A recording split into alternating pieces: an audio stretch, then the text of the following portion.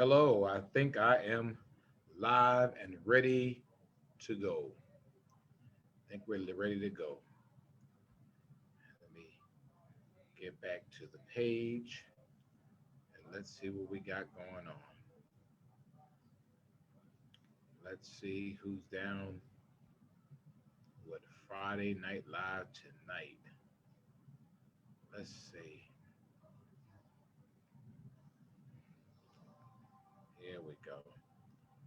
Hey, I see. I see Jazz. I see Lenora, D, Alicia. Hello, Tony. Thank you very much. I saw Sheila Odom. Thank you so much for joining us. Um, we're glad that you're with us. I'm trying to read these comments a little bit more efficiently than I'm getting them. Um, just figuring out the best way to get them. Thanking you for joining us this evening. Hello, hello, hello, hello.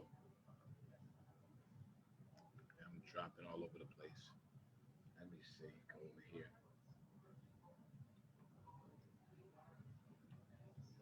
Yeah, I'm not ignoring you. I just don't see. I'm not seeing the comments yet. So trying to figure this out. All right, there we go. That might be a little better. Let's see.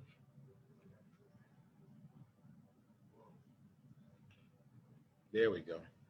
Hey, Angela from ATL, Angie Lewis, Dr. Angie Lewis, Brenda from Brooklyn. Good to see you, Brenda. Denise, thank you. I am doing well this evening.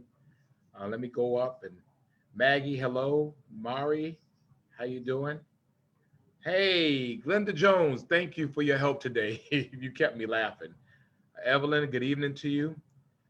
Frederica, hello. Rebecca, hello. Thank you very much. My Friday night um, family date night got me these specs. Thank you. Appreciate that. Alexa, good evening. Carol, it is. Amen. Corey, hello, sir. Jackie Jones, hello. D Brown, hello. Vicky, all the way from Guyton. Tawana, I'm still mad with you, and you know why. Brenda, hello. Rebecca, hello. Raynell, hello. Uh, Tisha, thank you. Good evening. Sheila, I am glad to be in the number two. All right, good to see you. I guess this is Pastor Dr. Reverend Gregory Von Easton Sr., the next bishop from the African Methodist Episcopal Church. Good to see you, Pastor Easton, and thank you for joining us. My first campaign manager, too. Uh, Artisha, Arlisa, thank you. Hillary, hello. Good to see Molly here as well. Sup, Anthony, thank you for joining us. And Denise, I'm doing well. And Tiffany, the bus should be free until January. I don't have anything to do with that. Tiffany, good evening. Hey, Sharon Hodges, short, thank you. Merry Christmas. Linda, thank you. Lahoma, thank you so much. And Jamel, look like we double brothers, Alpha Phi Alpha and Delta Sigma Pi. So good to see you, my double brother. E. Joyce Parrish, hello. Uh, Joray, hello. Hey, Edie, thank you for joining us. Rebecca, my lunch was great. I think I just ate it. Brittany, Camila, hello. Larissa, hello. Hey, Michael O'Neill. He was down in Pensacola with our newest installment of Parent University. You didn't invite me this time, so I think that's kind of messed up. Um, Katie, hello. Yes, thank you. If you want to send me your book, Katie, I will read your book. Um, Barbara, thank you so much. Lorraine, hello. Um, Andre, thank you so much. You won't hang on long. Well, okay. Well, I hope you feel better. So you're excused if you want to get some rest. We're gonna be praying for you. Okay. I hope you get better. Miss Patterson. We need you here on Friday nights. So get well soon. Judy, hello. Tina, hello. Leslie Cooper, free. Good to see you, Leslie. Uh, good to see you. Glad that you're on and glad for your good news. Gwen, hello. Shakita, hello. Um, Bishop and I, you saw me on CNN. Okay, I didn't see the text, but I will. But thank you. Shaniqua, thank you. Debbie Williams Walker, hello. Because I don't want you having an anxiety attack because I didn't tell you hello. Debbie Williams Walker from Augusta, Georgia, hello. Hey, Dr. Tony Jordan, my brother and friend, good evening to you. And good to see Commissioner Tabitha Murphy Odell from Chatham County's 5th District, because she serves her last meeting today. But thank you for being such an awesome public servant. I've had a great pleasure working with you. Andrea, hello, thank you for joining us as well. Um, Tina, I did get your text about free rides to the polls. I thought I responded. Miss Nancy, good to see you. Hey, Miss Veronica, thank you for joining us as well. Valencia, thank you for joining us as well. Thank you. Good to see you on here.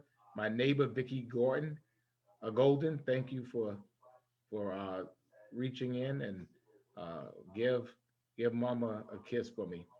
Uh, hey, Marianne, thank you for joining us. Matthew Baker, thank you. And yes, Bruce Lieberman and Marsha Lieberman are here. So the Liebermans are here. The whole Lieberman family is accounted for. And thank you. We did pass our budget. I'll talk a little bit more about that in a minute. Sandra, thank you for joining us. Glad you're here with us. Coach, thank you, Coach.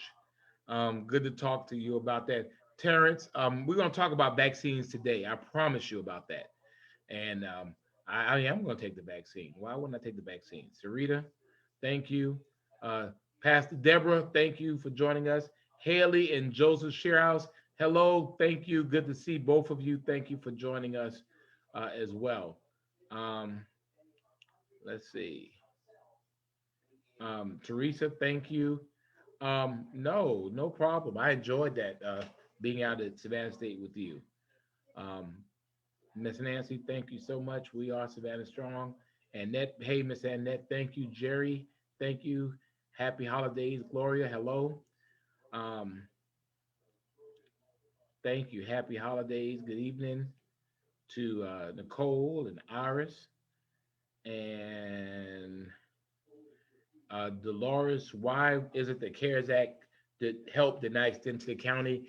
Um, because the county didn't decide to allocate as much money as the city did. They allocated some money, they didn't allocate as much as the city did. So let me see.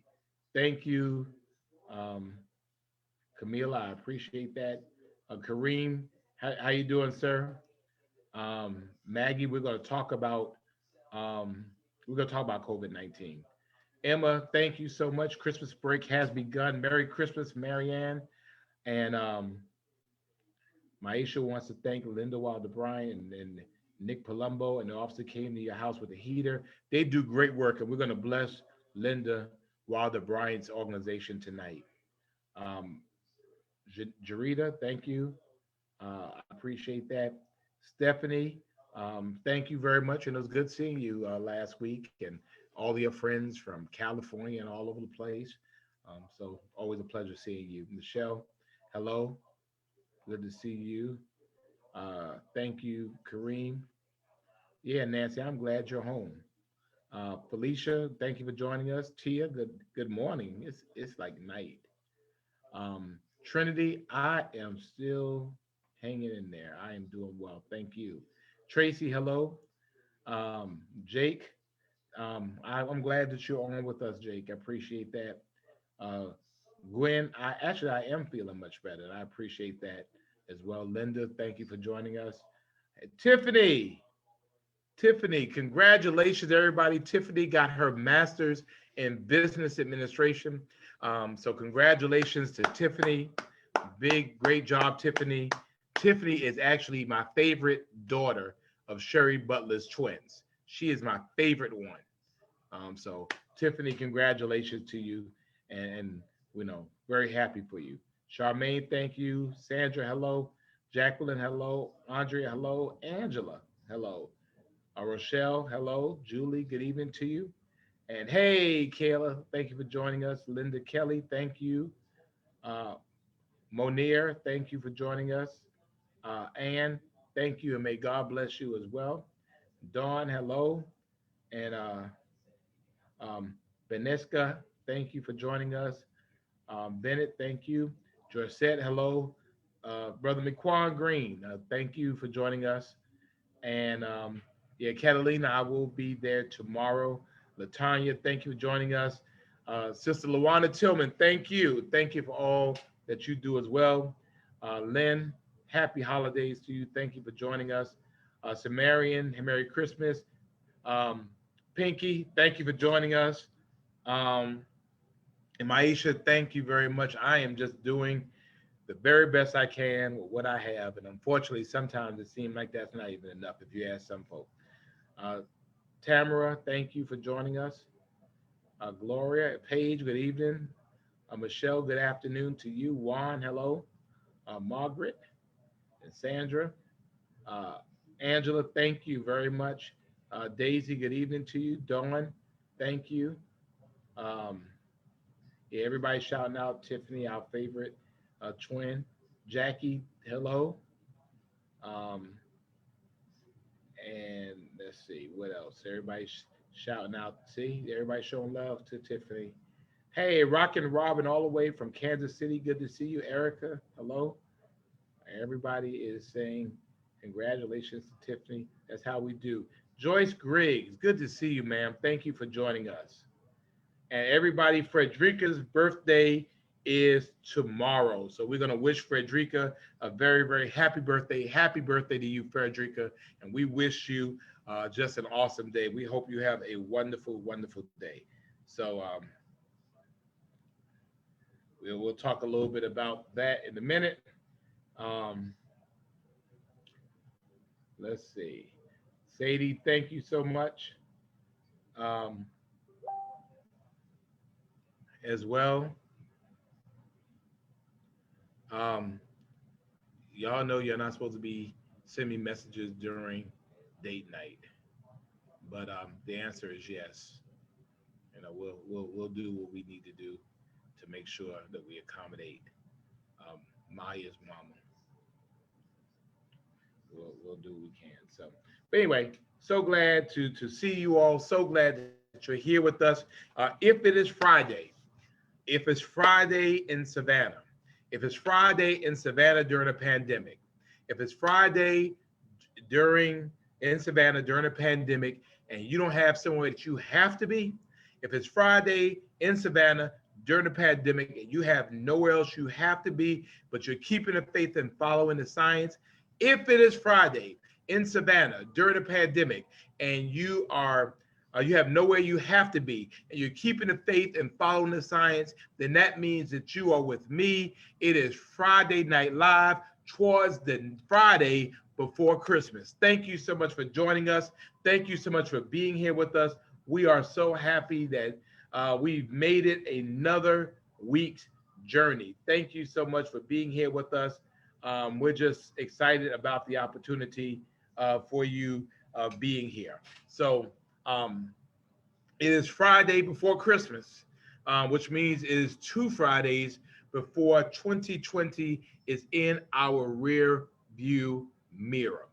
And so I wanted to just take a moment to recognize that every good thing has an end. Every bad thing has an end.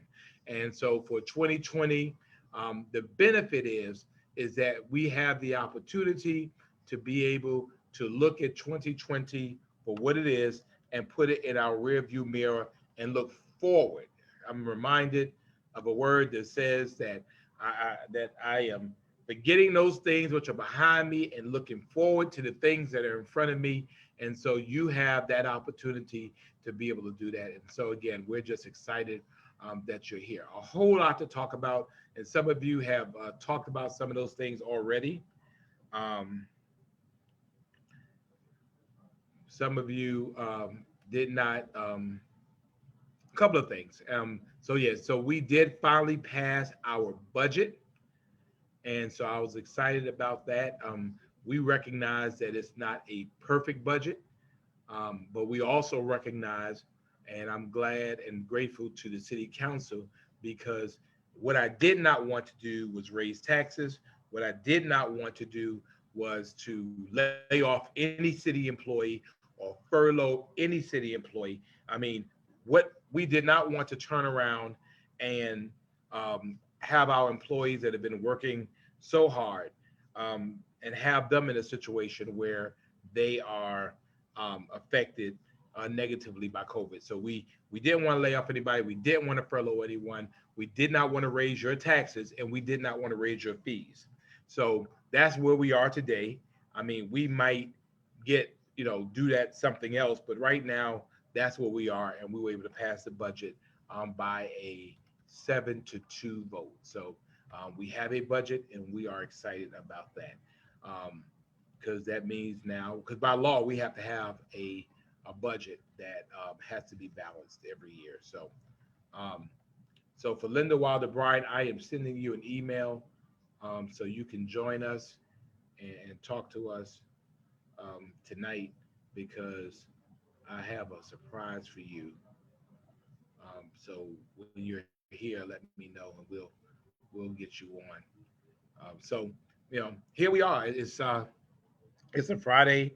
Hold on a minute. Let me say check.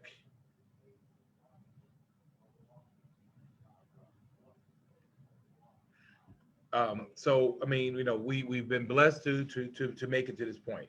Let's look a little bit at what COVID is. It is still causing major issues for us um, throughout our community. Um, for example, today we have reached um, 500,000, a half a million confirmed cases of COVID in Georgia. In Georgia, a half a million people have COVID. A half a million people have COVID. And so that is a very grim milestone. And so, it is a very difficult milestone for us. And I wanted to just show you where we were as it relates to COVID today. And then we're going to talk about some good news. As promised, we have some local superstars on, and we want to, uh, find out about their journey and find out about the wonderful things that they're doing, and really how Savannah played a major role in that happening. So um, we're excited about having them on. I'm just trying to get the numbers right for our COVID daily status report, and I'm waiting for it to come up. Here it is. And so let's get to it so you can see it. Um, let's see.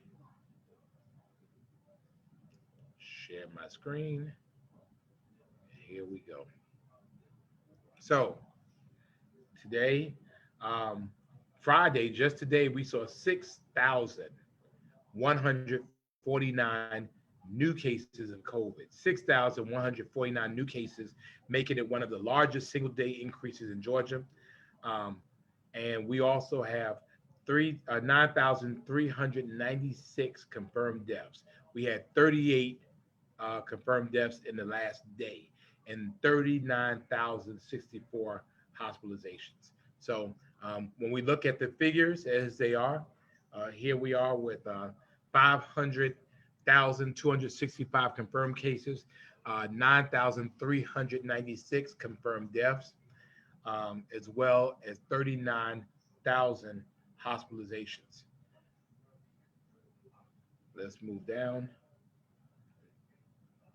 and hopefully you can see the screen. Maybe you can. Wait a minute, make sure you can see the screen. Okay, my Zoom is not responding. Wait a minute.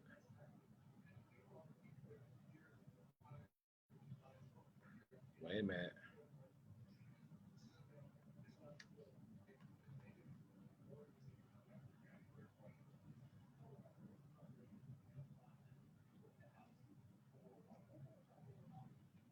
My Zoom is messing up. Wait a minute.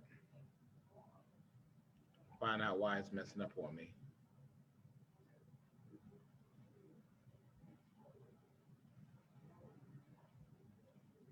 I hate when this happens. Control.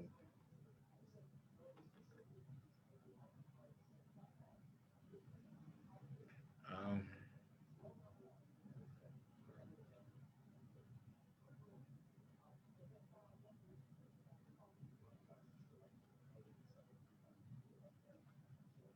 okay.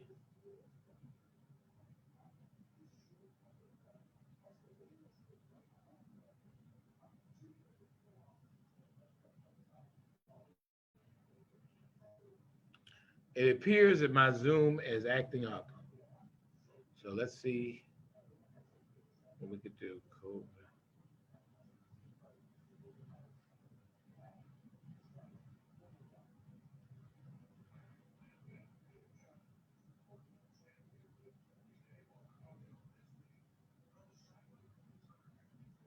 I'm wondering whether, have y'all stopped seeing me? Because it appears that my Zoom is not working. So let's see what's going on. Okay.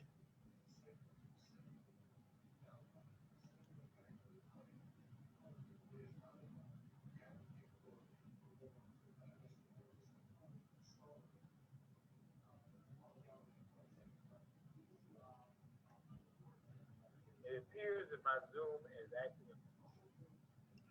Oh, you see a small picture of me. Okay, I see. Oh,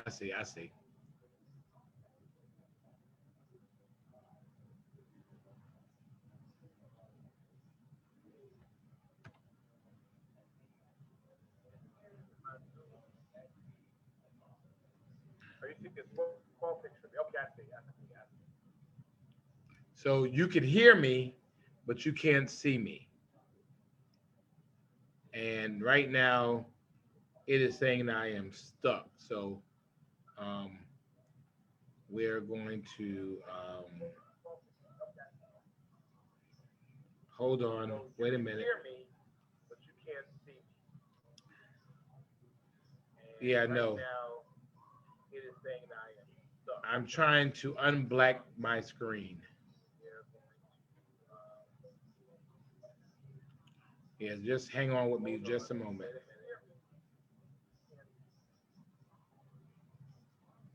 Yeah, no.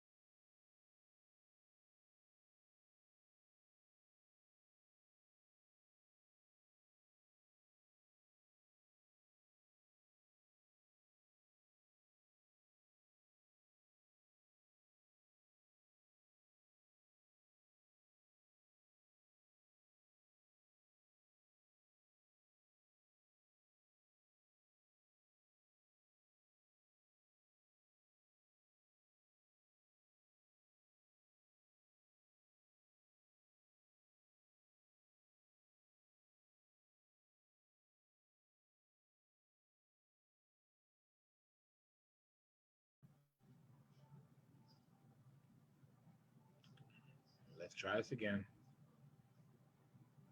All right. I think I'm back. Tell me. I think I am back. So I hope that I am. Okay, I'm back. So that being said, I, I'm back. Thank you all for bearing with me. Technology could be hell sometimes. I'm back. I hope that I am. Okay, I'm back. So, that being said, I'm back. So, Okay. thank you all for bearing with me. So anyway, we know that the COVID is still a major issue for us. And I am glad and pleased and honored to introduce two of our great soldiers in this COVID battle. So, anyway, And so these folks have been absolutely phenomenal. for us, and I am And before we do that, I have a quick commercial. And so I'm just going to bring on everybody at the same time. in this COVID battle. We're going to, So, these folks have wait a been minute, let me see. Let's see. And before we do that, I have a quick commercial. All right, I'm going back to me so I don't. At the same time. We're gonna. All right, there we go. Man, can you hear me? It's Paul. Okay, I can. All right. So now I have you. I just need to see you all. How you gonna do that? All right. How do we? And while I'm waiting, Alderwoman Linda Wilder Bryan, are you on? Can you hear me? Yeah, I can we see you? Yeah. I'm ready for date night. I got my candles and my wine, baby. and Dr. Bradley, you are I mean it could be me. You look yeah. There you go. I'm cockeyed. There you go. Is that better? Hey, Dr. Bradley. So I'm trying to get Linda, we wait to get you on it. I want you to be we want to bless you. Oh, I hope so. So we want to bless you. There we go. All right. Yes. So I have these two superstars on here. I have WTOC Dawn Baker. I'm surprised I can even get Dawn Baker on here because she's Miss CNN now, and she's whatever. I mean, there she is. Dawn was on CNN with the ugly cry. I mean, just the Oh, ugly you cry. I mean, just the. I'm like, I said, worked Dawn, hard on please, that cry. don't make us shame on, but she went with the ugly cry. But I'm gonna talk about her in a moment. I'm gonna talk about Dr. Bradley in a moment, and really why they're so important to all that we've been doing here in Savannah. But first, everybody knows Linda Wilder Bryan. Everybody loves Linda Wilder Bryan. And let me tell you something, and I'm being very, very serious about this. She is one of the most pure-hearted people I've ever met, and I've met a bunch of souls. Everyone knows she lost her son quite tragically. And sometimes people will, they could either turn their pain into pity or they could turn their pain into power. And Linda Wilder Bryan has turned her pain into power. She created the LB4 and After Foundation. I have seen them give away bikes and clothes and shoes and school supplies and food. And even now, Linda Wilder Bryan is in the homeless camps bringing food. And she has helped us to provide soon housing for the homeless. I mean, she is everywhere doing everything for everybody.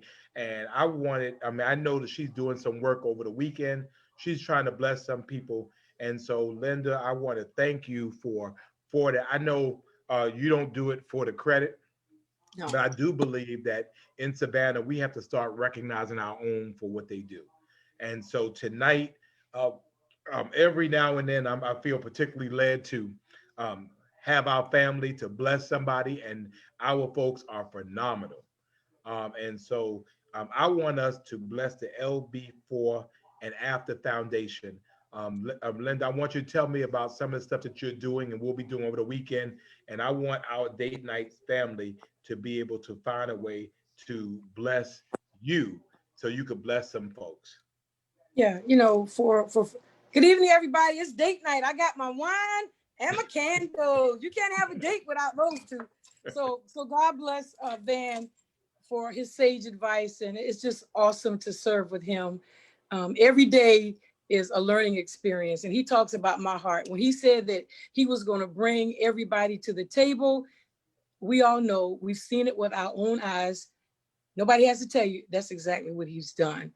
And so I'm just trying to mirror a servant leader. And when we become servant leaders, it's not about us. And so for 5 years, my family and I, we created the L Before and After, named after our son, who was a victim of a senseless act of violence. And so his name was Lawrence Bryan IV, and we created L Before and After. We've had tea parties for little girls.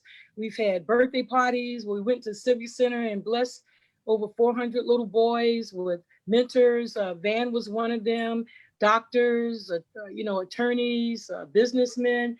We just try to keep doing things that encourage children, kids at risk, single parents, single mothers, young parents. We're just out here trying to make a difference because we know that love is the greatest thing of all. And people, our children, all they need is just a little love. And so we do that by sharing, like we partner with Red and White, the Jones family. He has given us the opportunity to shop in his store where we, especially during this pandemic, last year we fed kids while they were out the 2 weeks with hot meals. We won't be able to do that this time. So we're gonna be feeding children for a week with popcorn and, all the things that a child while they're at home can just enjoy and know people care about them. Hot chocolate and marshmallows and peanut butter and jelly and good stuff.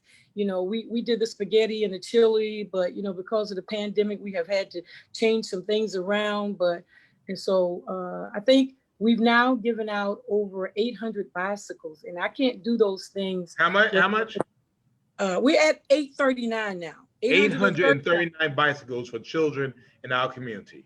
Yes. Wow. Since August the 5th, since August the 7th, 2015, we've given out documented bicycles to kids at risk. We partner with the Board of Education, where we have two things going with the Board of Education. We give a bicycle to the student of the month. And then we created, because Lawrence was a basketball player, we give out stipends to two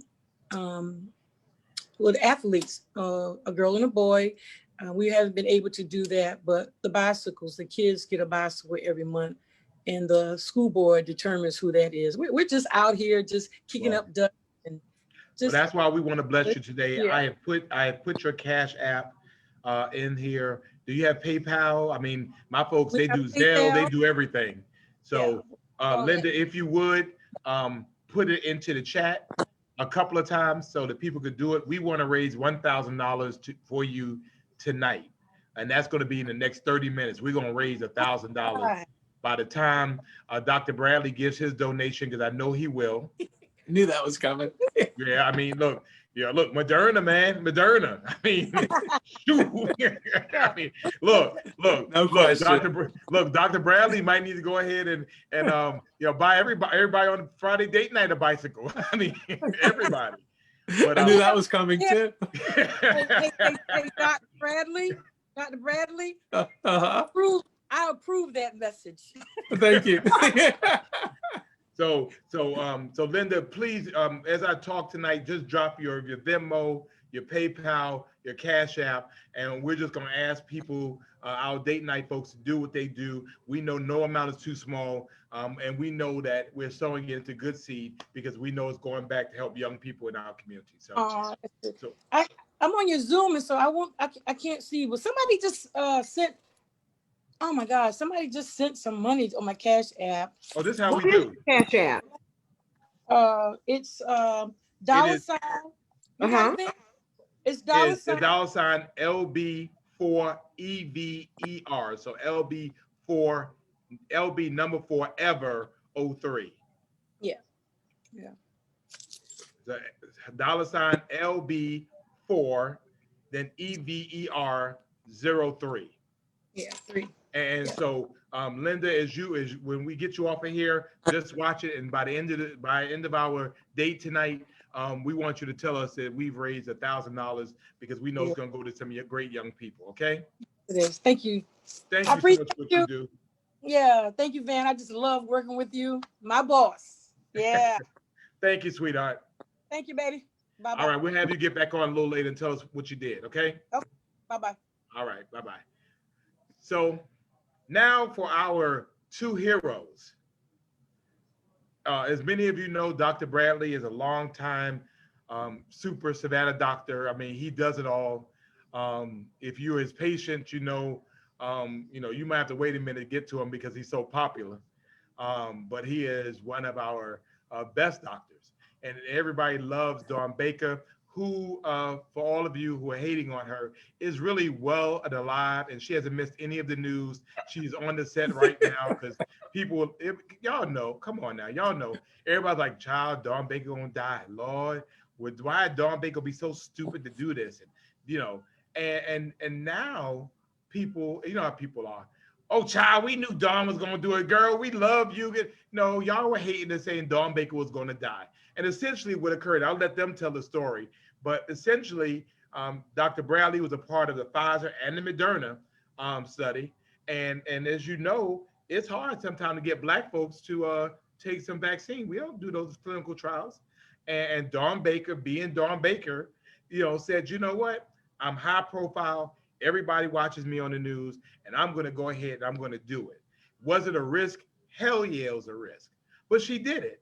The first person in the world to take the Moderna clinical third clinical trial. Yeah, right. And the first, but the first one to come up. Right, the first one. Moderna was the first, and Dawn was the first one in phase 3 to be vaccinated. Right, in the world. In the world. Right, Absolutely. And so now Moderna has received, I guess, FDA approval. That's and right. I mean, so we have Pfizer out. The Moderna is just as effective, and it is not as difficult as the Pfizer. The Pfizer one got all kinds of attitudes with it. You got to keep it cold. You have to give it champagne and all this stuff. But Moderna, I think, is actually a lot easier. And I mean, and Dawn was recognized on CNN, and here we saw Dr. Bradley and Dr. Bradley and Dawn here on CNN representing. So we'll start with Dr. Bradley to tell us about it. Then we'll go to Dawn to talk about her experience and how great she's looking. And then we're going to go back to Dr. Bradley to talk about this vaccine and all y'all say y'all not going to get. And really how all of that's going to pan out. So Dr. Bradley, tell us about it. So,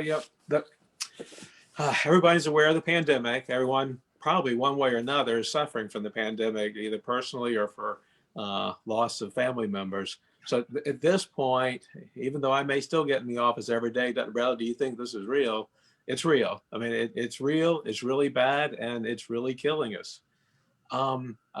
Everyone thinks that this vaccine trial started just yesterday, and all of a sudden we have a vaccine, but that's not how it worked.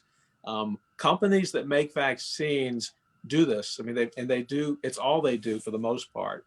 And they literally go around the world looking for diseases, looking for trouble. And Moderna, for example, identified the outbreak in Hunan all the way back last December. And said, this is a problem. It looked a lot like the outbreaks that we had seen every 10 years or so come out of China.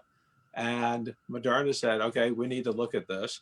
By January, they had already decoded the virus. And by February, began clinical trials, phase 1. Now, they didn't know that the world was going to blow up, but always ready, always looking. And so we, there are 3 phases typically in a clinical trial. One, which is really small. And at that point, there was only 2 sites, Emory in Atlanta and 1 more in the US, and just a handful of patients. And then that went well. And unfortunately, the virus didn't go well. More and more we started seeing outbreaks, but we still, and I was just as guilty, thought, well, this is just a bad case of the flu. But by March, April, it was getting to be pretty obvious that this was more than the flu.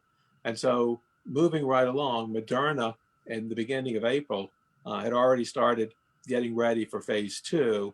And by the end of April, we already were asked to dose the very first, but this was without any fanfare, the first dose of phase 2 in the Moderna trial. At that point, just 10 sites around the country, 600 patients total. That went well, but again, the virus was not going well. And it was obvious that we needed to really ramp this up. The government at that point stepped in and said, finally, we have a big problem and we really need to address this, and began this project called appropriately Warp Speed. They funded Moderna and Pfizer and actually a whole lot more companies, and said to them, okay, we want a vaccine. We don't want to cut any corners, but we're going to make everything possible and make it possible in the quickest and most efficacious way possible. And we're going to even do something which has never been seen before. We're going to pay for it all up front because we don't want any financial restraints. We want vaccine. We want it done. We want it done right. And if it doesn't work out, well, we've already paid you, so you don't need to worry about hesitating or not doing everything you can. So Dawn was, as you really said, was the hero. By July, it was time for phase 3. Phase 3 was going to be huge for Moderna alone, 30,000 people. Pfizer ultimately ended up with 45,000 people. And that's done now. That's fully enrolled. But back in July, it was okay. They came to me and said, okay, you dosed the first phase 2 quietly. We want you to go ahead and dose the first phase 3, and you get to pick the person. And that was like a huge responsibility, guessing that perhaps that there was going to be a little bit of attention given to whoever I picked. And so I spent a lot of time thinking, who represents Savannah, who represents the best person I could come up with that might get a little bit of scrutiny going forward. And that was you notice I didn't return your phone calls, right? I know. I tried, but I guess that the number was apparently disconnected or something. Well, now you tell me you knew there would be scrutiny. You didn't tell me that. It was a little guess when they said something about CNN and every other major newspaper and network in the country. That was shocking. But talk about hero. I mean, I at this point at our site alone, we had over 1,000 volunteers. I mean, people in Savannah and the surrounding areas really stepped up to the plate. But especially the early ones, like you, Dawn, were. It was courage. I mean, it was true courage to say, okay, I'm listening to this crazy doctor tell me that I should get a vaccine and it's not approved for anything, but the world is coming to an end and it'd be the right thing to do. And so with a little bit of trepidation, Dawn stepped up to the plate and probably questioned about 2,000 times before they stuck the needle in her arm, and another 10,000 times after we stuck the needle in her arm. And as I like to say, Dawn and everyone else that volunteered back then I called them all heroes. Now the dang thing looks like it worked. We call them all geniuses, and it's been great. It happened again at warp speed, and you've seen the results. It's been for emergency use. Emergency use is because everything's happened so quickly. First Pfizer and now Moderna. And the results, both of them are about 95% effective, which is crazy because crazy wonderful, because in our world, the vaccine only had to be 50% effective to get approved. And as a comparison, your average flu shot is only about 50 to 70% effective. So 95% literally, as far as we're concerned, knock the ball out of the park. If you get the vaccine, it's almost impossible now that you can get infected. But what's really amazing, even more so, was that if you happen to be in that 5%, at least in the data that we've now seen from Pfizer, the 5% that, quote, still got infected only had very mild illness, more like the sniffles than anything else. And so it's great based on the data. I mean, it looks like if you step up, get the vaccine like Dawn did, then you got 100% chance of not getting ill or seriously ill, at least from what we've seen so far. So So Dawn, Dr. Bradley comes and says, I want to talk to you. How did that conversation go? And what made you ultimately decide to do it? I mean, obviously you are the most recognizable face in our city, in our region. What made you decide to do it? Well, actually, Dr. Bradley called me one day. I was on the way to work. I was driving, and he asked me about doing it. And I asked him, I said, well, is this a live vaccine? He's like, no. I said, well, is it going to make me more likely to get COVID-19? He told me no. And he explained the mild side effects that the others had in the first 2 phases.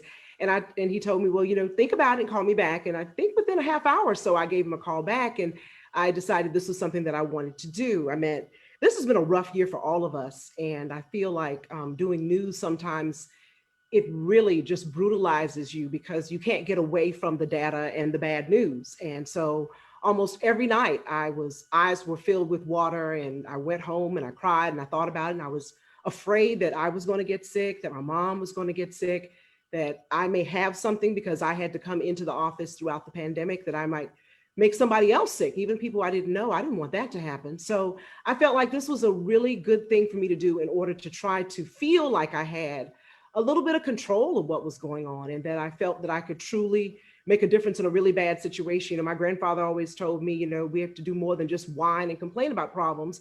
We have to find a way to fix it. And so I had just roll the dice and went along with Dr. Bradley because I knew, he's taken care of me and my family for more than 30 years. He would never put me in harm's way. So I trust him. So that made a big, big difference. And Everybody I'm just knows so. you. I was saying, but everybody knows how close you and Miss Lula are. Oh, yeah. Y'all are twins, peas in a pod. Y'all are just, two pieces of a whole. But you couldn't tell her. All right, so Van, here's Right. the rest of it. Wait a minute, I gotta interrupt. Van, here's the rest of the story. So with WTOC filming, CNN filming this live, Dawn gets her shot, and what's the first words out of her mouth? You can't tell my mother. And, Really? and the second words out of her mouth, you have to tell my mother. Yes, I did. Well, I had to sign a confidentiality agreement, and Dr. Bradley asked me, he says, don't tell anybody, do not tell your mom, because I think he thought that she might try to talk me out of it. And honestly, I didn't tell my bosses either. So when CNN showed up, that threw me for a loop because I had not informed my bosses. So here I was at 5 o'clock in the morning trying to email all the department heads to tell them what I was doing. And I really still thought I had some time left because Elizabeth Cohen, the reporter, told me that she thought the story was running that night. I had no idea it was going to break before I got out of the doctor's office. So by the time I called my mom, people had already called her to tell her. And of course they had the story. Let me tell you what that Dawn done did now. Yes. Boy, she done lost her mind. Now, Dawn, this has not been all well for you. And I mean, I'm a little familiar about how mean people have been to you. And I want to, because I think, when we talk about what your sacrifice and your heroism is, I think it's important for people to recognize some of the comments and things people were saying to you. Tell us about some of that. I am not going to give any more life to the negative comments, but I will tell you all that they were evil. I mean, they attacked my character. They called me a monkey. They called me brainwashed by the white man who wanted to kill me. And I hate to tell anybody, if the white man or anybody else wanted to kill us, there are a lot easier ways to do it than to put me on camera on world news with the vaccine going into my arm. I am just so thankful to that mother you talked about and my grandparents who really taught me that you really can't worry about what other people say about you, and you really just have to live your life and follow your heart, because I knew that I felt this was a way to stop this and to perhaps save lives. And that's what I was concerned about, because every day I was already crying about the friends that I lost, the people I knew who were suffering in hospitals alone, and the fact that if I could have had, one of my close family members to pass and knowing that they were transitioning and I couldn't even support them in any way. I couldn't imagine how horrible that was for so many people around the nation. So it didn't matter to me. I mean, I just didn't read the comments. So a lot of the nice comments people have made to me, I didn't see them because at a certain point, I was just like, I cannot be sidetracked by negative people who really aren't doing anything and would never do anything to try to help anybody else. And as we've seen with this pandemic, unfortunately, we have learned how America has changed. You know, back when I was growing up and even 10 years ago, we cared about each other. And if it meant me wearing the mask and I was going to make sure that Dr. Bradley or you or anybody who's watching us was going to be safe, we do what we were supposed to do. But we've gotten to a point where we're so selfish and we just don't care about anybody but ourselves. So that's sad. So I just can't worry about it. You know, Mayor Johnson, if anybody were to Google it, I'm sure they'll find all the ugly comments that were made about me. You know, what killed me was the fact that in the midst of all of this, we were going through this so-called revolution, Right. with Black Lives Matter and women empowerment. Well, the comments were neither one of those. So are these just slogans, or do we really care about each other? Are we really here to try to uplift people the way we talk about all the time? Well, and I mean, but yet throughout this, you were coming on our Friday night date night. I mean, you're one of our originals. So here you were in between shows on Friday night. You were coming, and you know, Dr. Bradley knew to this, but you were coming every week, and hopefully we provided a source of love for you. You would come Yeah. on the show, and I mean, you know, folks just loved on you. I mean, you know, you were doing a great thing, and we knew it. Well, I appreciate, you know, your support from the beginning, Mayor Johnson, and just, you know, having the foresight to try to make us wear these masks and do things that we're supposed to do. But I would tell you, I always look forward to Friday nights. And I'm at work now. I work until midnight, as you all know. And every Friday night, I have my earbuds in at my computer, and I'm working on scripts, and I'm listening to you guys. I'm trying to chime into the conversation. But it has been so uplifting to be around people who, even though they admitted that they were scared and may not have been brave enough to do it themselves, they didn't tear me down for making a step that I thought would actually save us all. So even the people who wanted to be, as they say, the haters, one of my friends told me, haters make you greater. So even those people will have an opportunity to get this vaccine now. So there you go. So tell us how you felt when you found out that we're talking about 94.7% or whatever it was, and now today finding out that it's been approved. Well, I'm gonna tell you, I've just been a wreck. I've been so emotional. I've been overjoyed. I've been on the verge of tears, trying not to cry around all my coworkers, but I am the #1 champion in the newsroom talking about vaccines as if, you know, all of a sudden Dr. Bradley's genius has rubbed off on me because I've been around him.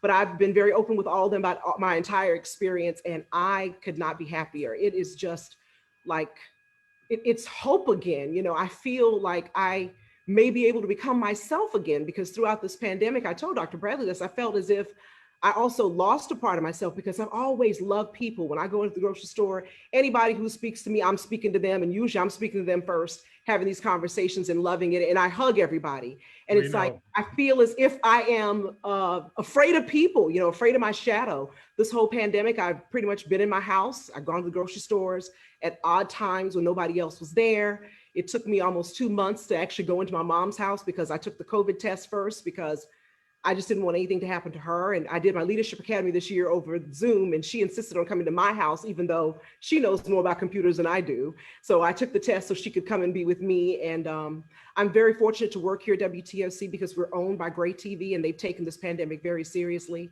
Even right now, about 98% of our employees are still at home working, and they put in the ion, some kind of air purifying system in our HVAC that supposedly helps with the germs on surfaces. So that's made me feel better. But I'm gonna tell you, I am the biggest cheerleader for doing your own research and doing what's right to save your life and others. So here's the big question. Did you get the placebo, or did you get the vaccine? Dr. Bradley, I still don't know. You know, they just approved it tonight, so they're supposed to send us an email. Here it is, exclusive for Friday Night Live. I actually don't know either. Here we go. Dawn, do you think you got, which one do you think you got? I think I got the vaccine. Okay, you think you got the vaccine? I do, because I did have some mild side effects. The second shot I had, well, the first shot I felt like, you know, when you get a flu shot where your arm feels a little bit sore, and that was it. The second shot, I felt that, and I took the shot early in the morning, and about 9 o'clock that night I was at work, and I got a mild headache. And I looked at my producer. I'm the only one here after 6:30 who anchors. And I saw the producer, and I said, "Oh Lord, I'm going down." So we kind of laughed. I got home that night, and it was just that, you have just enough of a headache where you know you have a headache, but it's not really bad. I Right. went to bed and I woke up with chills. I checked my Wow. temperature several times. I never had a headache. I'm sorry, a fever, but I did have chills at night. The next morning I woke up, I was fine, other than I was tired. I had a day where I dragged, and after that I got this crazy burst of energy for about 6 weeks. And so I was really excited for that. So I was talking to Dr. Bradley off and on, like, I think I got it. And I do know that a lot of people I've met around the country online, because they've seen publicity with what I've done, who joined the vaccine study with me. About 9 of the 21 or 31 people who I've met had the same symptoms. So I think I got it. I hope I'm not a hypochondriac just imagining these symptoms that I had. But I will tell you, even that one uncomfortable night is a whole lot better than having COVID-19. Oh, you're Right. so So, Dr. right. Bradley, did she get it? I don't know. I You am. don't know. No, I really don't. It's I'm blinded, because if I knew what she got, that could potentially influence the outcome of the study. So when will she know? Um, technically, she wouldn't know for 2 years, but since the vaccine has received emergency status, and part of the approval will be likely that it will be unblinded, and she'll be told when she asks what she received, and then typically what would happen is, but we have to wait and see. She'll be given then the opportunity to get the real vaccine. Okay. At least that's what Pfizer has done. All right. So a couple of questions, and then we had some, and we'll people will have them. Someone asked the question, why does it appear, or why does it seem like viruses always originate in China? Okay, so it's a really good question. They don't always. Unfortunately, the other big one is Africa. Wherever you have, unfortunately, a lot of poor people that are very tightly clustered together and living in close vicinity to wildlife, you have the perfect setup. Now, most people probably haven't had an opportunity to go to the market in China, but SCAD sent me over there a couple of times when I was on their board, and it was a real eye opener. So when we go to the grocery store, because I know this doesn't make any sense, how this started in the market, literally the grocery store in Hunan, that somebody went there and caught a bad bug, but their grocery stores don't look like our grocery stores. Spaces at a premium. Their grocery stores typically are in high rises, but the meat is not behind. It's not hermetically sealed in cellophane.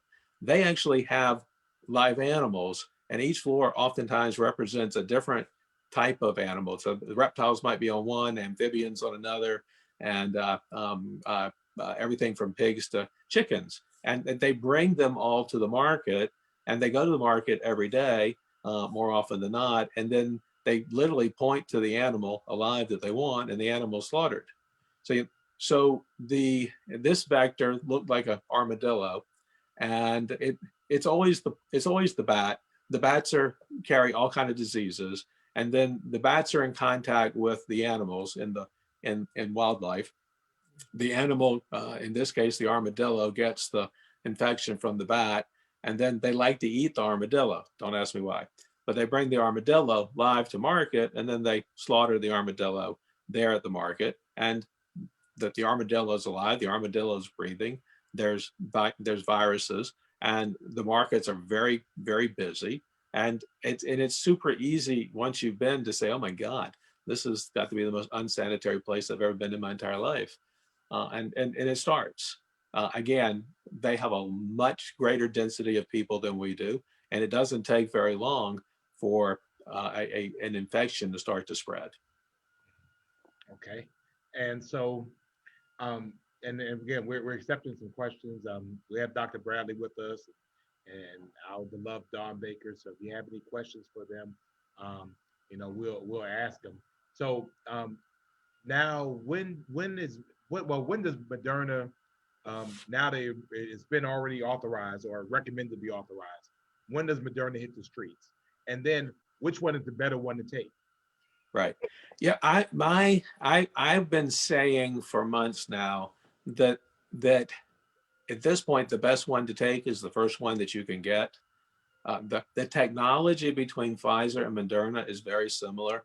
It's this newer technology called messenger mRNA, and it's not brand new. This is a newer application, but it's been around for about 10 years. It's really cool. Instead of injecting, as we used to do in the past, a dead or beat up version of a virus into our system, this one is a piece of training material that's injected into us, and it teaches our immune system to look for the spike that's on top of the COVID virus. And then when it sees that spike, alert the immune system to let out all the ammunition, all the warriors, and keep it at bay. Super, super elegant, super fast, super slick. We think why we're seeing 95%, because the immune system learns in a way that it hasn't had the opportunity before. But that's Pfizer and Moderna. The other companies, and there's over 100 of them trying to produce or having produced a vaccine right now, the other companies use different technology. Pfizer, Moderna, there's nothing alive. It's absolutely nothing. There's no piece of the virus, and there's nothing live in either vaccine. The rest of them that are going to come to market are a little bit more complicated, and we'll have to wait and see. They use live, but what we call harmless viruses as the vector, that and still carry this protein that helps recognize against the spike. So we have a question asking about, is it safe to breastfeed and with the vaccine? You know, it's a really good question. I've been asked it a whole bunch of times right now. We don't know is the real answer, and we have studies starting. So what do we know? Pfizer's been approved for 16 and older. Moderna's been approved for 18 and older. Does that mean it's not safe for other people? No, that's just how they initially studied it. Will we know more? Yes. Beginning next month, we'll have studies starting for pediatrics, for kids, and for pregnancy. It's just, nothing was literally rushed, but you can only do so much in a limited time period. Okay. Someone asked that they have it might be leukemia or leukopenia. Is there something called leukopenia? Yeah, so that's somebody who has a low white blood cell count. More often than not, it's somebody on chemotherapy, but sometimes it just happens. All right. They said, is the vaccine safe for them? There's nothing live in it, and as long as you're in the age range right now, there's not any contraindications to getting it, with the exception being if somehow or another you knew you were allergic to it. If you're undergoing chemotherapy, then you're going to want to ask your oncologist, your cancer doctor, is it okay first? Is there an ongoing trial for children? Starting next month. Okay. Some people have told me, said, look, it's just been too fast. I mean, we say, it takes 7 years or 10 years, and yet we were able to do this in 7 months. What would you say to people in terms of how this kind of developed so quickly? Yeah, no, I really appreciate the question. I've done clinical trials for 30 years, vaccine trials for 10 years. So this is not new to me. When we do these trials, there's oversight. There's multiple companies, bodies, organizations, government bodies that are watching us. Never before have I seen this degree of oversight.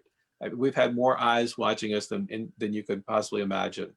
Why? To make sure that we weren't skipping anything, missing anything, and that everything was being done appropriately, because yes, we were doing it in a relatively short order, and we were processing a lot of people. This is the largest clinical trial in the history of the world. So yes, it was compressed, but there weren't any shortcuts. We didn't change any of what we usually have to do. We didn't skip any steps. Probably the single biggest thing was that the government made possible, in a way that we've never seen before, facilitating all the things that we needed and all the responses that we needed. Typically, yes, these trials take 5 to 12 years, but a lot of that happens because we're waiting and we're waiting. And remember what I said earlier, part of it is typically these are pharmaceutical companies who are on their own dime trying to create a drug or a vaccine, And so they're being cautious with their dollars. In this case, the government said, we don't want any of that. We're pre-funding the entire thing right up front so that there is no financial constraints. And you can take all the risk knowing that if this is not successful, you've already been paid. Right. Now, we got a lot of questions about allergies, about is it safe to take the shot if you have allergies, medicine allergies, food allergies, if you have an EpiPen, what's the deal with allergies? Yeah, at this point, it's hard to give you an answer. In the clinical trials done thus far in the US, in the clinical trials, which again, Moderna had 30,000 people, Pfizer had 45,000 people, Novavax had 30,000, I think Johnson & Johnson had 30,000. We didn't see that. What does that mean? I don't know.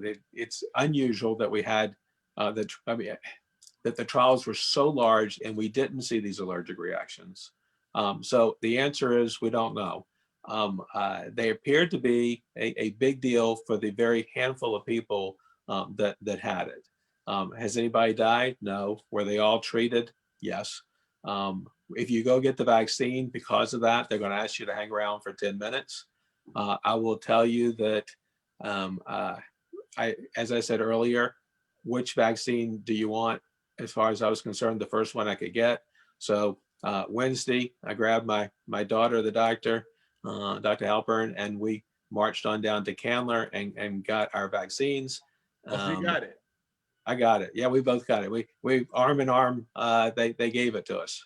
And your daughter's a doctor as well. Yes. How do you So feel? I put my child up myself. Okay, so here's how I look at this. And that's why I really appreciate the question. I am not going to tell everybody that there's no risk to getting this vaccine. That would be silly. I can tell you that, again, largest trial ever, we've done everything we can in what has been a very short period of time to assure safety. All right. I get the question, well, what about long-term? What about, this and that? Well, here's how I see it. Everything's a risk and everything's got a benefit. The risk is dying of COVID. I mean, we're 300,000+ people that are dead from COVID. We're 0 dead from the vaccine, knock on wood somewhere, right? In my mind, it's a real no-brainer as I'm listening to patients' horror stories day in, day out about how they couldn't breathe, how this family member is dead, that family member is dead. I know one thing, that's reality, and a really bad one.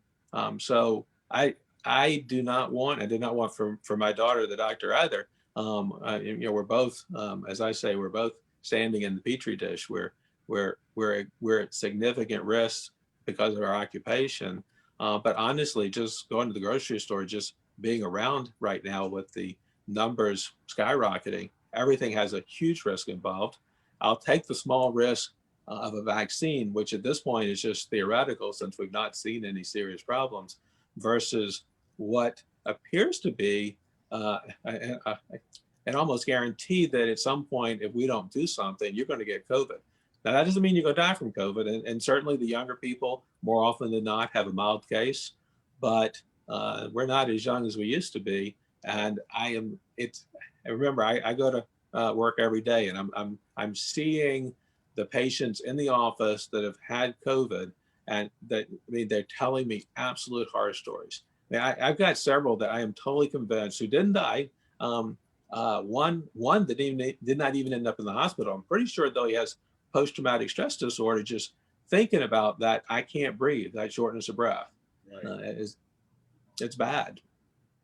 So I'm hearing, we had questions here about taking it. What is RA? RA? Messenger RNA, maybe? No, it just says RA. Rheumatoid arthritis? Maybe, and then and I'm seeing questions about high blood pressure. Yeah, at this point, honestly, those are reasons to get the vaccine. Those are all chronic illnesses where you are probably at increased risk. Who's at increased risk to get a serious case of COVID? Anybody over 60, men, African Americans, Latinos, anybody with any chronic illness. And so that's especially those that have chronic lung disease and diabetes, And a really, really big one that seems to drive the respiratory issues, just being overweight. And the current stats in the U.S. We're approaching 80% overweight and well over a third obese. If you look at the people that more often than not end up on the ventilator, they're usually overweight, and in the Southeast, that's our usual patient. Yeah. So we're at great risk. A couple of more questions, and then I'll let you go. I know Dawn has to get on the news. Then we turn and watch Dawn on the second part of Friday Night Date Night. That's the news on WTOC. So I found out about COVID-19, recognizing it was a COVID-18. Will it be a COVID-20? There'll be of the disease. There'll be more COVIDs to come. Coronavirus coronavirus used to just give us the common cold, or a version of the common cold. This one is unfortunately a souped up evil version. But at the end of the day, this is a relatively simple virus, which is probably why it's been able to spread so quickly, replicate so quickly. It's totally evil in its nature, and as I'd love to say, with sadness, I mean, this is a plague, and it's killing people. All right. What about people with heart disease? And someone asked about someone with a kidney transplant. Kidney transplants could probably have to ask their transplant doctor, but again, there's nothing live, and in all likelihood, they're all going to be told that they need to be toward the front of the line. Okay. It might be helpful to quickly just say right now, and this was determined by the government. Healthcare workers are going first, and immediately following is going to be nursing homes, and then high-risk people. Okay. So, I mean, I guess, it's a lot of information, a lot for people to digest. Right. Obviously, and you and I have talked about this. There are systematic a distrust of the healthcare system that goes back to vaccines. You think about the Tuskegee experiment and Agent Orange and these different types of things, and so people hear these types of stories. What could you say to people who are just like distrustful of this entire process? I'd say two things. One, most of you aren't going to be able to get the vaccine tomorrow because there's only so much of it initially to go around. And so if you're worried, the truth is you've got a whole lot of dawns in front of you that are going to experience the vaccine before you can. So you can worry a little bit less because you're going to have a whole lot more information by the time you get your vaccine. And then again, think of it as what's the alternative? Because I mean, at this rate, the way we're going, this virus does not burn itself out.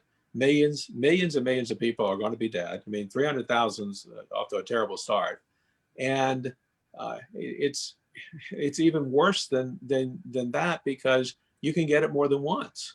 So it's not like a lot of viruses where, all right, you survived it and you're immune and now you'll be able to procreate the world. No, you can get it again. It's really a bad, evil bug. And at this point, we do not have any great medications to treat it. I mean, honestly, they're possibly helpful. They're not great. And the only chance is to prevent it. So either you lock yourself in your house and don't be around anybody and don't breathe air from anyone else, or the vaccine is our only hope. All right. Last question, and then I'm gonna get to Dawn. Then we'll call this. So, I guess Jorge wants to know: are you taking any new patients? My daughter, the new doctor, would be glad to. She would be glad to. Call our office. Or call your office, and we can make sure to get into that. The most important thing, I mean, people that I've known with COVID, that even though they got through it, they survived it, they weren't the same. No, unfortunately, that's the part. That's why I didn't care. I wanted the first vaccine possible. I'll take my chances. They're not the same. Right, 'cause I people will say things like, yeah, well, no, I mean, they say, well, people survive, but your lung capacity was diminished. Someone was saying on here that someone lost their voice. Something has changed about you. They're And it's tired. wrong. They're short of breath. Absolutely. I mean, I talked to a guy today. He's 3 weeks out, and he pants, and his heart rate skyrockets. If he tries to go, he's home now. After being in the hospital, if he just tries to go from the bed to the bathroom.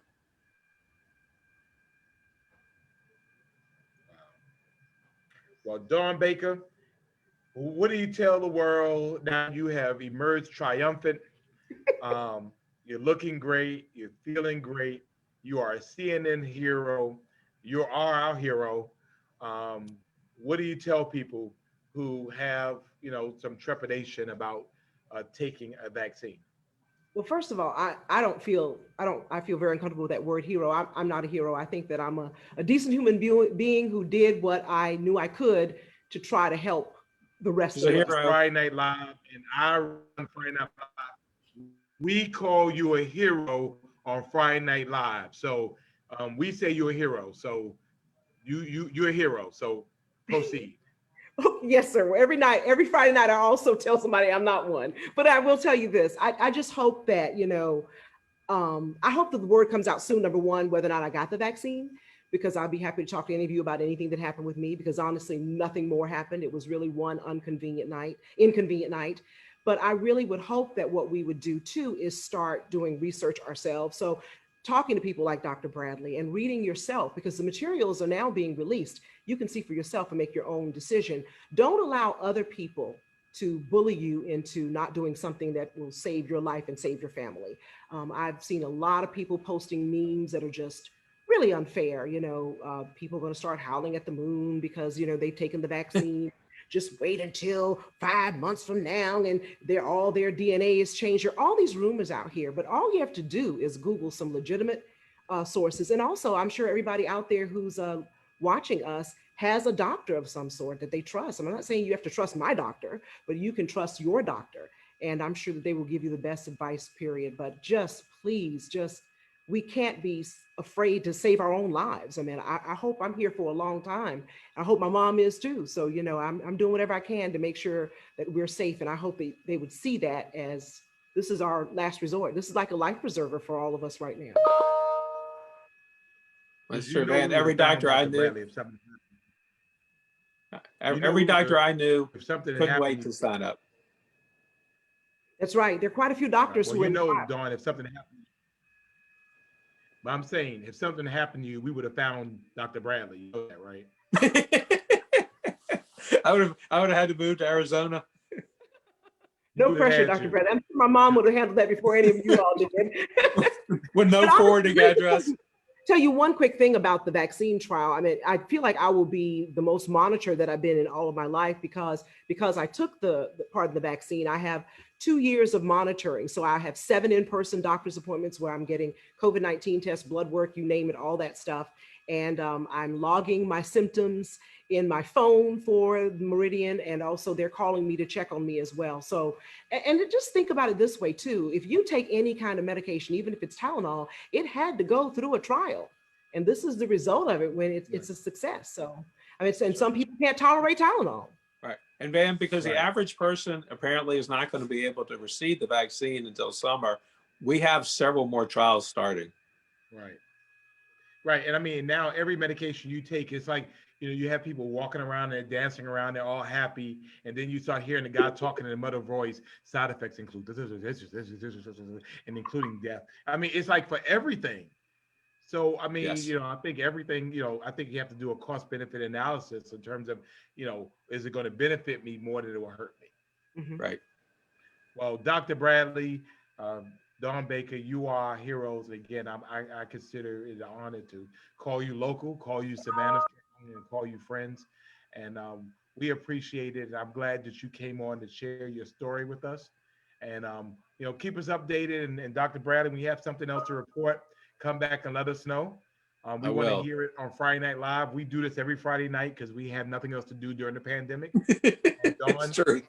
Dawn, the moment you find out about whether you got it or not, come back and tell us. All right. You said you think you got it though. I really do feel that I got it, and I never was afraid. I just felt like God was with me. I felt it, and I feel very confident. So I think, and of course, I will text you as soon as I find out, Mayor.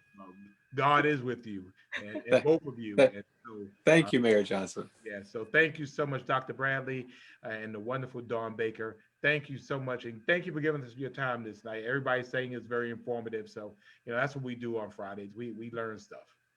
Well, thank you. And thank you so much, Mayor Johnson, for always having this platform where I've learned so much over the pandemic because of Friday nights with Mayor Van Johnson. So I appreciate you introducing me to some topics that I probably wouldn't have looked up myself. So you are a hero. Right. Thank you, and I'll accept it. And Dr. Bradley, you have to come back and we'll talk about some other stuff. Let's talk about hypertension and all this other stuff. My pleasure. Yeah, as I eat my my oxtails. But anyway, so thank you so much. All right. Take your medicine. All right. Thank you, Madison. All right. Thank you all so much. Thank you. Thank you all. Thank you. Merry Christmas, Bye-bye. everybody. Thank you. Thank you. Merry Christmas. Happy Hanukkah to Dr. Bradley. Thank you. All right. So, again, great information. And I wanted to get Linda Wilder Bryant back on to talk about how we were doing tonight. Alderwoman, are you around us? Can you see me? Can you hear me? No. I'm here. There you go. All right, we don't see you though. Yeah. Let's see. Let's see. Yeah. There you go. Yay. So we were busy talking with Dr. Bradley and Hero Dawn Baker. How are we doing? Are we I at have- $1,000? Close. Where are we at? 680. 680? Yeah. I'm excited. All right. So, all right, fellas, ladies and gentlemen, we are 680. We need to go ahead and we said we were Awesome. going to bless the L Before and After Foundation. And so this weekend, well, tell me about the work you do at the homeless in the homeless camps. I know that you're always going over there, and sometimes against my advice, just making sure that you're okay. And then next thing I know, they're saying, "Oh, Linda's over in the homeless camp." So tell us about the stuff that you do over there. Yeah, it amazes. I call it the roofless camp, because Right. they've told me that it's their home. They just don't have a roof. But what I like for people to know is when I ask for dog food and cat food, people don't know the connection is they're outside. And so they have cats so that they will, get the rats away and keep the snakes away. And so we ask for dog food. It's been really cold. And they have generators. And so we exchange, we get gift cards, and we get people to meet us out there because I want people to know that this isn't about me. This is about helping people who people have just wanted to disappear. And it's just, the things that we take for granted, like opening our refrigerator and getting water. And I want to thank you, Mayor, publicly and privately.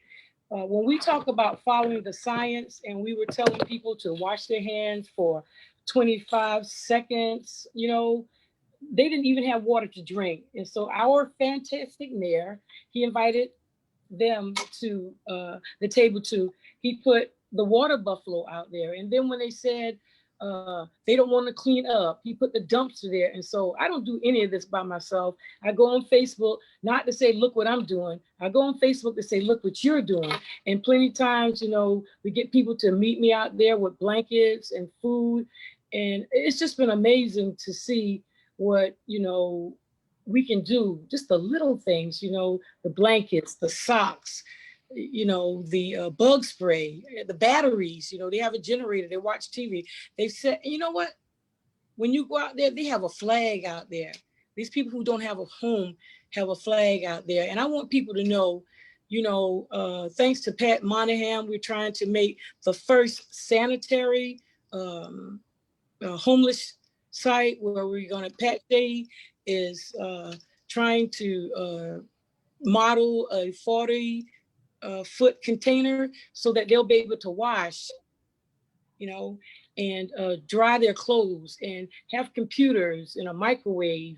And so people won't be able to just take random stuff down there. That's going to be monitored. And the other thing is, contrary to what people believe, the same thing that process where they're not going to be rapists down there. People need to stop that. They're not going to be sexual offenders or people who have aggravated assault. The same process that the people took to get the tiny houses, because they'll be on city property, is the same process that we're wanting people with less than to feel like they have not been counted out. And yes, some of them have mental health issues, but during this pandemic, it could be you.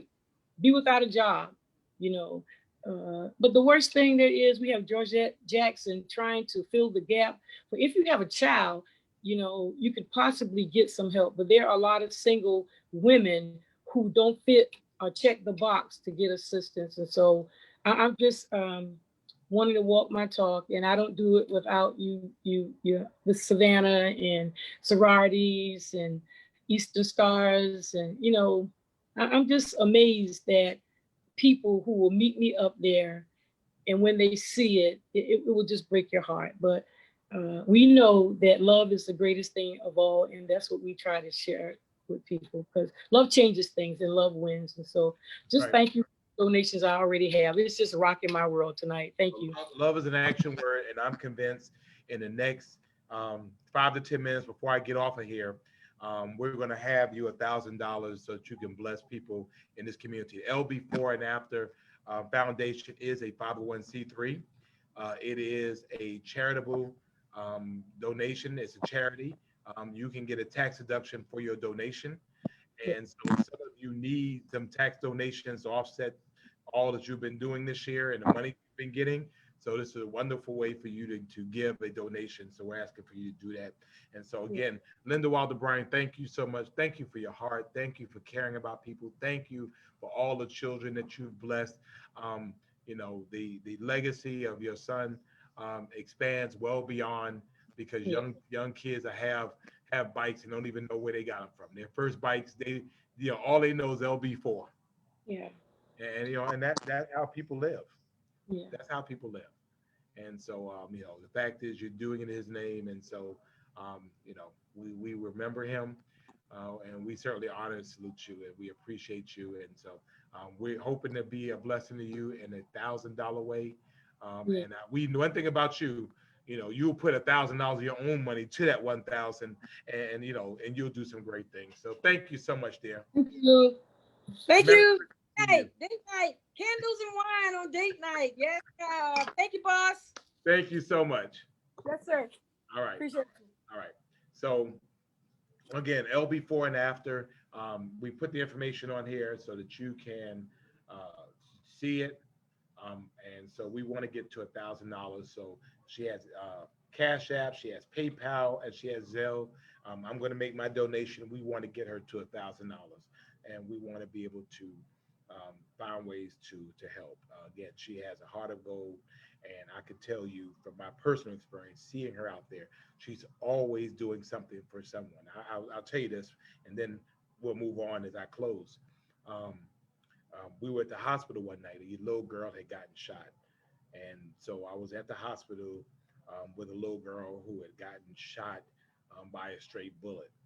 And so Linda calls me, and then she shows up at the hospital with a bag of the huge teddy bear, and then bags of like little snacks and knickknacks for this little girl.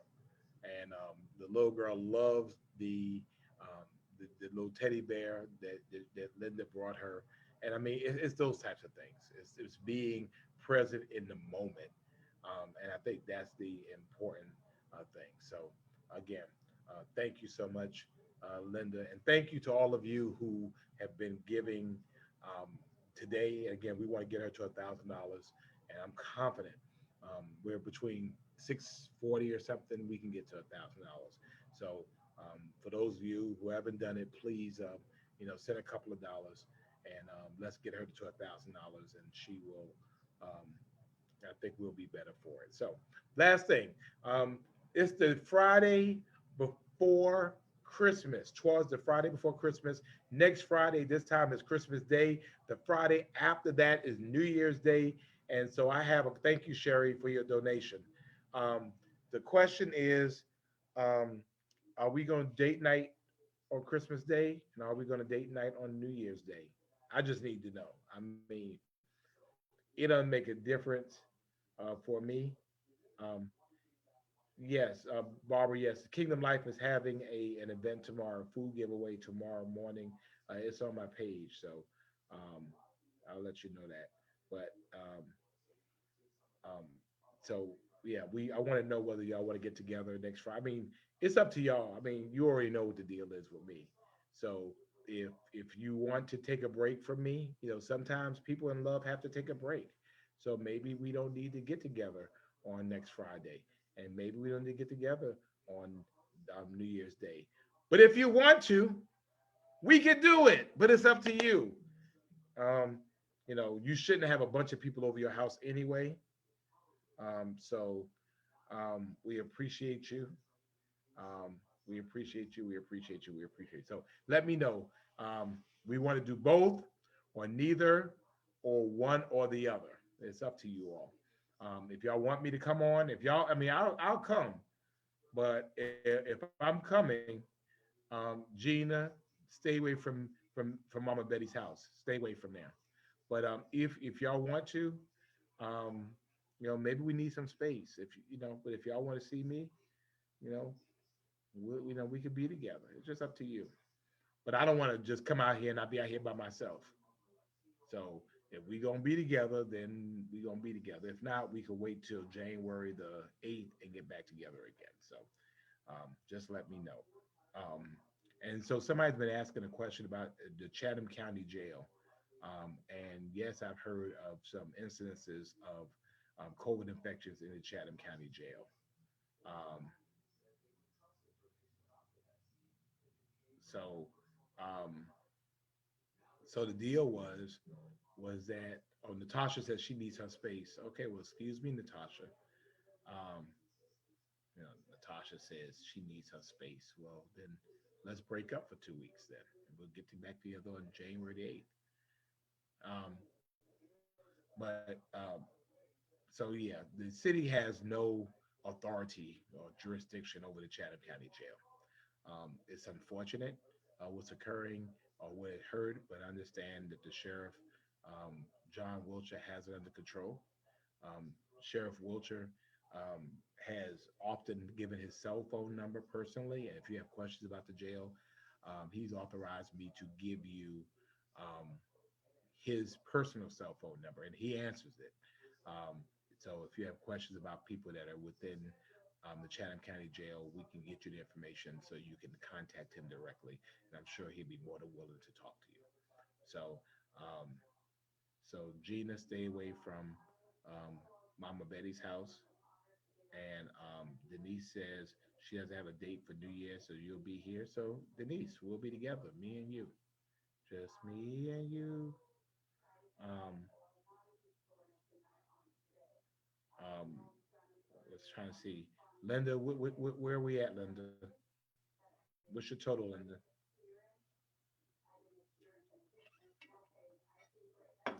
Wait on Linda to give us a total. Let's see where we are. And then, let's get ready. Let's get ready. Um, the giveaway Kingdom Life is from 10 to 12 o'clock.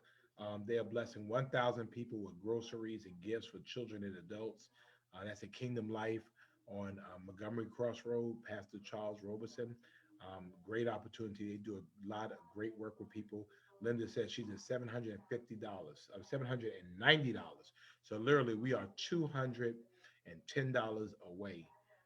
So let's get there. Glenda, okay, well, good. We want you to be with that favorite guy, my favorite guy too. But we're at $790. And so we're not far away. We can get to $1,000 tonight. Um, and so, um, but yeah, so we'll get together and we'll do it. Um, oh yeah, of course I know Mother Dorothy Tanksley. Um, so yes, I'm always a pleasure to see her. So we're at 790. And Linda, I hope you're checking the Zelle and everything else. Um,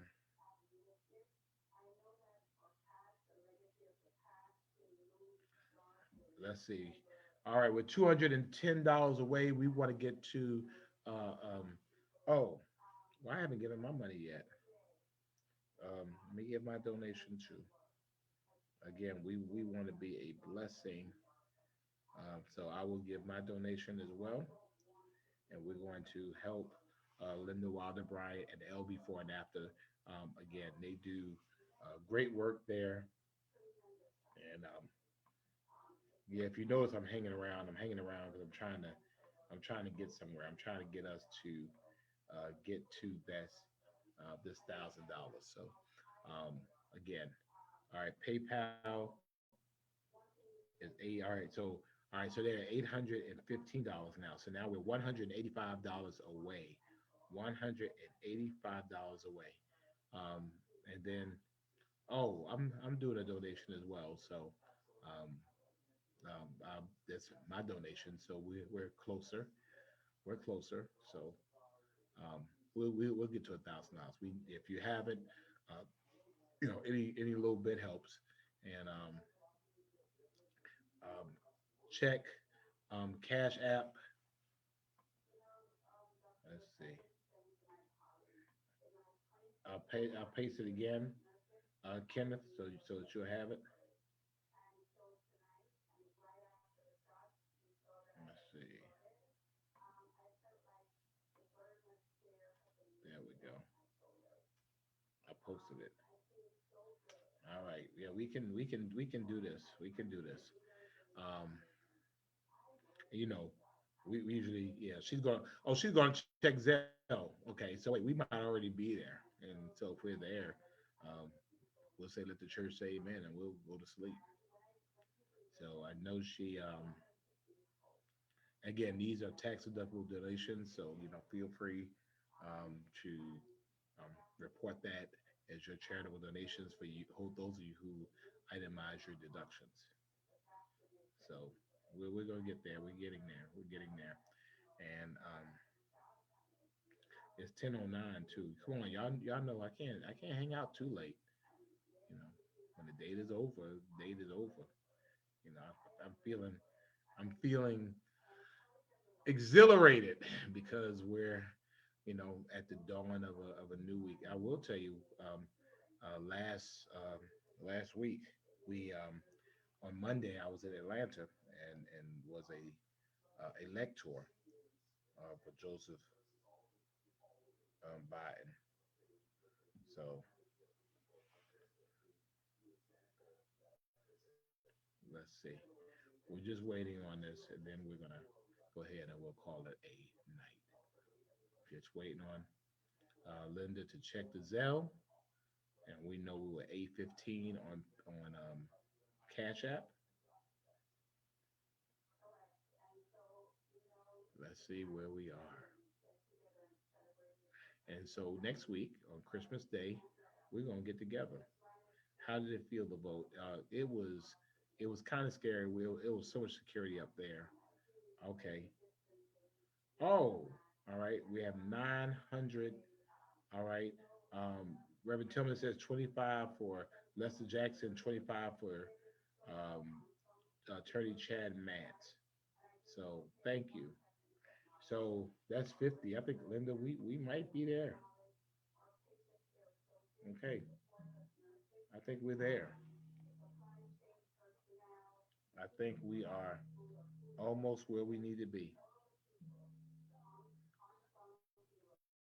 So we'll give it just a moment, and then we will go ahead and we will call this a night. I think that we're there. So I think Reverend Tillman has said 25 from, all right, we're at 955. So now we're at $45. And Linda, I'm making a donation of $50 to you. So that gives you $1,005. So $1,005. And we okay 965. Yeah. So all right. So we've made it, ladies and gentlemen. Thank you all so much. Laurie Jones Lewis, so good to see you. Thank you for joining us on Friday Night Live. And again, Linda, you do great work, and we want you to continue doing great work. And we show love. Love is an action word. So as you go out in the highways and the byways, and as you reach and touch people where they are, um, you know, we can't all go into the homeless or into the roofless buildings, but certainly you can take us with you by our donations. And we may not all be able to help and bless. Linda, check PayPal too. All right, yeah, there we go. There we go. Um, where we need to be. So those who feel inclined to do it, please go ahead and do it. But again, by helping Linda, you're helping people directly. Again, they may never know your name, but I'm convinced that there is somebody who knows what you've done. And we thank you all so much. Again, we'll look forward to seeing you next Friday. Next Friday, Christmas Day. Christmas Day, we will be together. And so remember what the season is all about. It's not a day and it's not gifts because the best gift has already been given. And as long as you have that gift, then understand that that there's always hope, and we live and we work in that hope. So I'm grateful for the gift of you. Had it not been for the pandemic, we would not necessarily be having Friday Night Live. And I just look forward to the mad love, the mad support you all give me, how y'all hold me up. I know many of you are praying for me and praying for us and praying for our city. And sometimes after a rough week, I just need to come and feel some love from people I think care about me. And hopefully, I care about you just as much. So, um, God bless you all. Again, keep giving to LB Before and After Foundation, doing great work. And again, thank our guest, Dr. Paul Bradley, and the awesome Shiro Dawn Baker. And again, we're looking forward to seeing you on Christmas night. Thank you all so much. God bless. Be Savannah strong. Good night.